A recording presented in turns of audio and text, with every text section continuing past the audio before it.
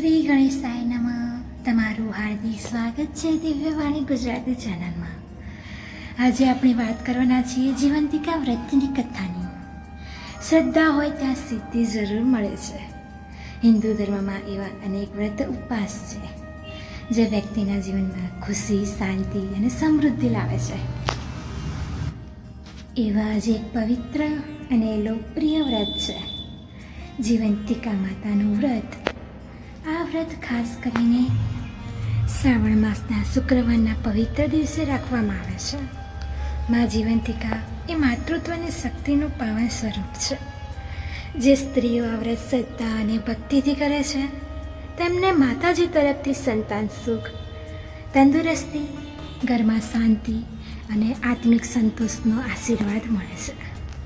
ગુજરાત અને ભારતના અનેક પ્રદેશમાં આ વ્રત શુભ દિવસે ઘરોમાં કથા કહેવામાં આવે છે, આરતી થાય છે અને ભક્તો ઉપવાસ રાખીને મા જીવંતિકાની કૃપા મેળવે છે. આજે આપણે જાણીશું આ પવિત્ર વ્રત પાછળ રહેલા ધાર્મિક મહાત્મ્ય, કેવી રીતે આ વ્રત કરવું, તેની કથા શું છે અને મા જીવંતિકા કઈ રીતે આપણા જીવનમાં સુખ અને સંતોષ લાવે છે.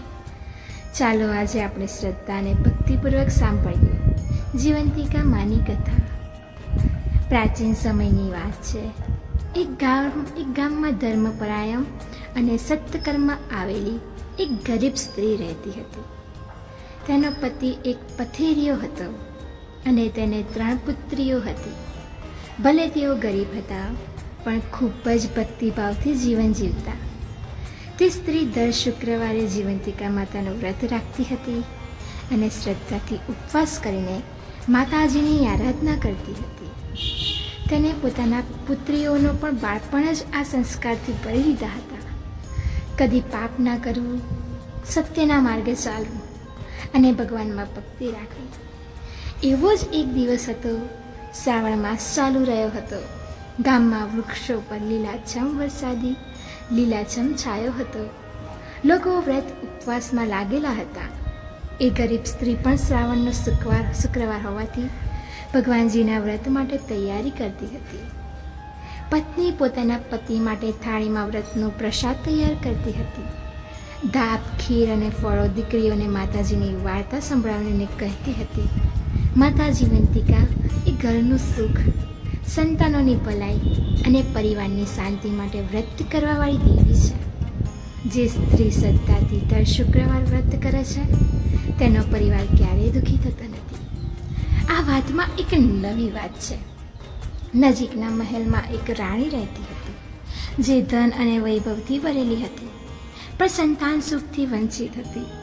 તેને અનેક યજ્ઞ કર્યા, દાન અને પૂજાઓ કરી પણ સંતાન નહીં મળ્યું. એક દિવસ એક ગરીબ સ્ત્રી પાસે આવીને કહ્યું, હું તારા જેવું જીવન કેમ નથી જીવી શકતી અને પણ સંતાન નહીં મળતું. તું ગરીબ છે છતાં તારો પરિવાર તો ખુશ છે ને? એમના મોઢામાં હંમેશા ખુશાલ લાગે છે. એનું રહસ્ય શું છે? ત્યારે ગરીબ સ્ત્રી હસીને બોલી, મારે ધન ન હોય પણ જીવંતિકા માતાની કૃપા મારી પાસે છે. હું દર શુક્રવારે વ્રત રાખું છું અને માતાજીની કથા સાંભળું છું. એથી મારી સંતાનો નિરોગી, સાંસ્કૃતિક અને સુખી છે. રાણી પણ ચિંતામાં પડી ગઈ.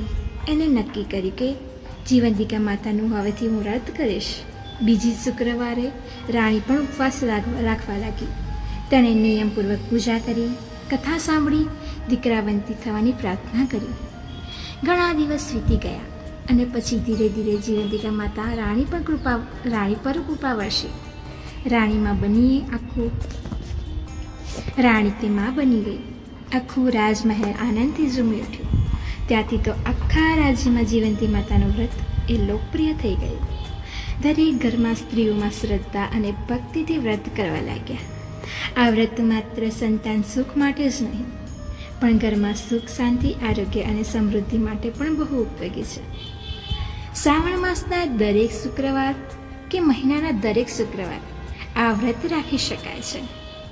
સવારથી ઉપવાસ રાખવો, ઘરમાં સફાઈ કરવી, મંદિરમાં માતાજીની મૂર્તિનું સ્થાપન કરવું, કથા વાંચવી કે સાંભળવી, નારિયેળ, ધાપ, ખીર, ફળોનો ભોગ ચડાવવો, ભક્તિપૂર્વક 7 સ્ત્રીઓને પ્રસાદ અને વસ્ત્ર આપવાથી પુણ્ય મળે છે.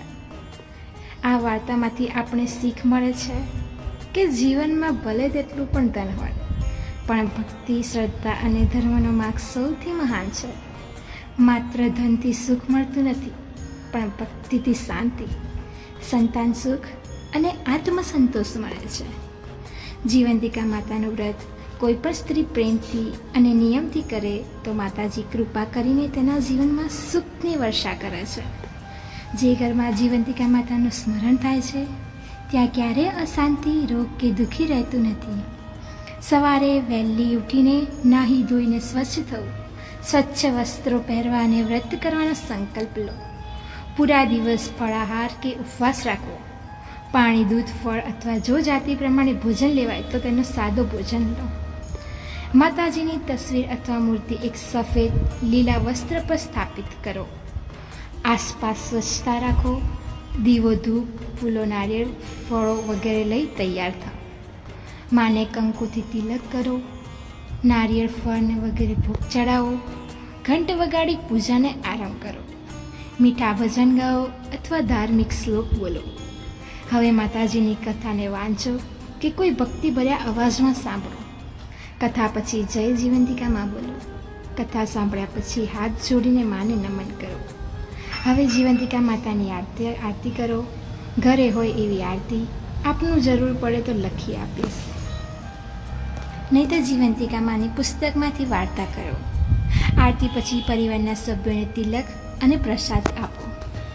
પાંજરાપોળના ગાયને, બાળકો કે પાડોશીને, સ્ત્રીઓને પ્રસાદ વેચો. શક્ય હોય તો કોઈને 3, 7 કે 11 સ્ત્રીઓને સાડી, ફળ કે મીઠા દાન કરો. સામાન્ય રીતે સ્ત્રીઓ આ વ્રત 5 શુક્રવાર કે 7 શુક્રવાર સુધી કરે છે. જેમને સંતાન ન હોય તેઓ વધુ ભક્તિથી આ વ્રત રાખે છે. ઘરમાં શાંતિથી વ્રત કરવું. કોઈ સાથે ઝઘડો કે ગુસ્સો નહીં કરવો. ભોજન કરતાં પહેલાં માતાજીનો પ્રસાદ લો. રોજના સમયમાં પણ જય જીવંતિકા માનો જાપ કરો. જીવંતિકા માતાની મહિમા વ્રત કથા જે માત્ર એક વાર્તા નથી, પરંતુ સ્ત્રીઓ માટે આશા, શક્તિ અને આશીર્વાદનો દીવો છે. જે ઘરમાં શ્રદ્ધાપૂર્વક જીવંતિકા માનું સ્મરણ થાય છે, જ્યાં માતાજીનું વ્રત અને કથા થાય છે, ત્યાં દુઃખ, રોગ અને અશાંતિ ક્યારેય સ્થાયી રહેતી નથી. આ વ્રત કરતી સ્ત્રીઓ સંતાન સુખ, ઘરમાં શાંતિ, આરોગ્ય અને સદ્બુદ્ધિ મળે છે. માતા જીવંતિકા એ માત્ર ભક્તોની રક્ષા જ નથી કરતી, પણ તેમને આત્મિક શક્તિ અને પરિવારને પ્રેમ આપે છે. ચાલો આપણે પણ એક નાનકડો સંકલ્પ કરીએ. દર શુક્રવારે મા જીવંતિકાનું સ્મરણ કરીએ તથા સાંભળીએ અને માતાજીની વ્રતથી જીવનને શુભ બનાવીએ. છેલ્લે બધા માટે પ્રેમભર્યા શબ્દો સાથે જય માતાજી, જય જીવંતિકા માં. જો તમને આ કથા ગમી હોય તો લાઈક કરો, શેર કરો અને અમારી ચેનલ દિવ્યવાણી ગુજરાતીને સબસ્ક્રાઈબ કરજો. અને આવા જ ધાર્મિક કથાઓ માટે રોજ મુલાકાત લેતા રહો. જય શ્રી કૃષ્ણ.